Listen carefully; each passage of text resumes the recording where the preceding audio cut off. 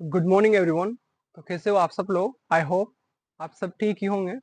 जैसे कि हमारी क्लास में चल रहे थे रूल। किसके रूल पढ़ रहे थे हम? साउंड के रूल। साउंड के रूल पढ़ रहे थे। और कौन से रूल पढ़ रहे थे हम? वोवल्स के रूल। वोवल्स के रूल पढ़ रहे थे कि हमारे वोवल्स ओनली फॉर 5 होते हैं, है ना। इंग्लिश में हमारे वोवल्स ओनली फॉर 5 होते हैं और उन 5 को अलग अलग तरीकों से उनका प्रोनाउंसिएशन होता है और अलग अलग तरीके से उनको प्रोनाउंस किया जाता है। तो यही कंफ्यूजन हमें रीडिंग करते समय और करेक्ट और डिफिकल्ट वर्ड का प्रोनाउंसिएशन करते समय बहुत सी दिक्कतों का सामना करना पड़ता है। तो आई होप, मैं आशा करता हूँ कि आज के बाद इस वीडियो के अलावा आपको कहीं जाने की जरूरत नहीं है। डिफिकल्ट वर्ड से लेके कैसे उनको प्रोनाउंस करें, how to pronounce difficult words in English, यहाँ पे मैं आपको इसी वीडियो में कंप्लीटली प्रोसेस के साथ बता दूंगा। अंडरस्टैंड? तो गाइस, इस वीडियो के साथ लास्ट तक बने रहिएगा।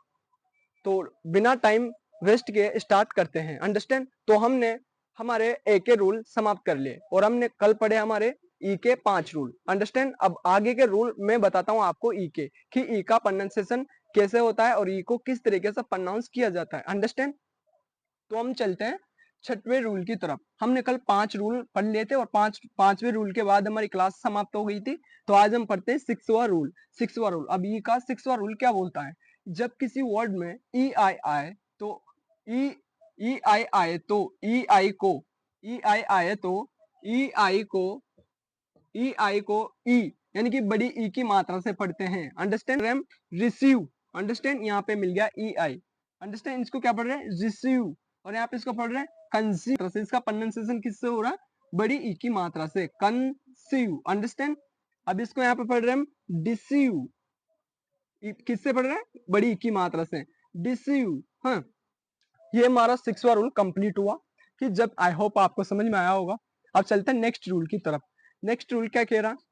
कि जब किसी वर्ड में ई और उसके साथ क्या है? ओ। अंडरस्टैंड? ई आए और उसके जस्ट बाद ओ आए तो ई और ओ को हम किससे पढ़ेंगे? ई आ। अंडरस्टैंड?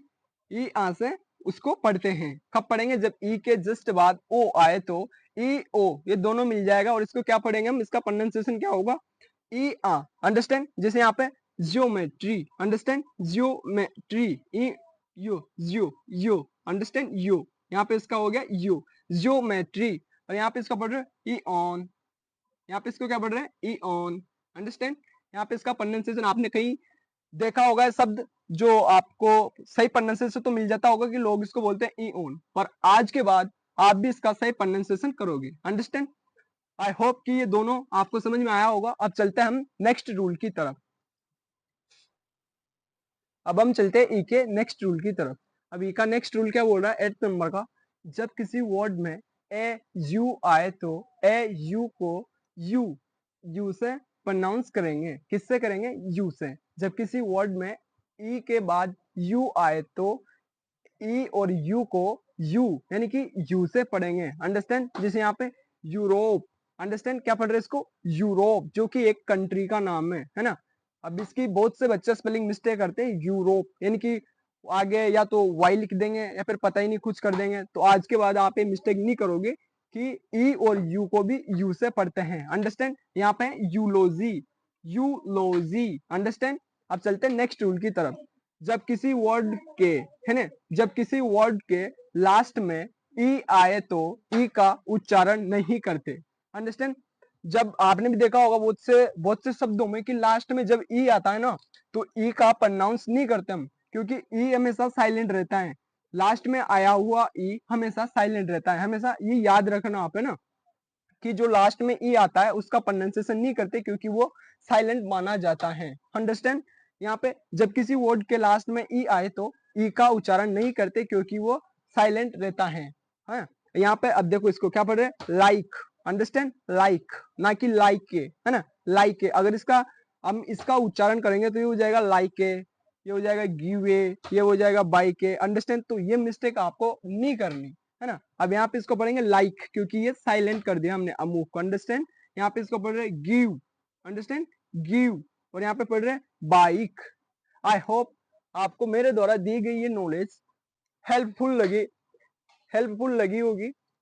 आशा करता हूँ कि मैं जो समझा रहा हूँ एग्जैक्ट आपको समझ में आ पा रहा है। या नहीं आ पा रहा वो आपके ऊपर है, पर मेरे से जितना हो सक रहा है मैं आपके लिए हेल्प कर रहा हूँ। हाँ, मैं यूँ कहना चाहता हूँ कि जिस भी भाई या बंदे ने हमारी पिछली क्लास के वीडियो नहीं देखे तो प्लीज उसको वॉच जरूर करना, क्योंकि मैंने स्टार्टिंग से ये रूल ऐसे लेके पढ़ा है और 5 यानी कि लास्ट ओवल तक पढ़ते हैं, है ना। तो आज हमारे 2 ओवल्स के रूल कंप्लीट हो गए। आज ई के भी रूल समाप्त हो गए। ई के बस यही रूल है। अब हम कल पढ़ेंगे आई के रूल, है ना, कि आई के कौन कौन से तरीकों से प्रोनाउंस किया जाता है, आई का क्या क्या प्रोनाउंसिएशन होता है और कौन से शब्द आने पर आई का प्रोनाउंसिएशन चेंज हो जाता है। अंडरस्टैंड। तो यदि आपको पढ़ने में इंटरेस्ट, मजा आ रहा हो या फिर दी गई नॉलेज आपके लिए हेल्पफुल लगे तो प्लीज वीडियो को लाइक, कमेंट एंड चैनल को सब्सक्राइब जरूर करना, और कमेंट सेक्शन में जरूर बताना कि आपको अगले टॉपिक पर किस टॉपिक पर आपको वीडियो चाहिए। अंडरस्टैंड। मिलते हैं next video. Thanks for watching my video.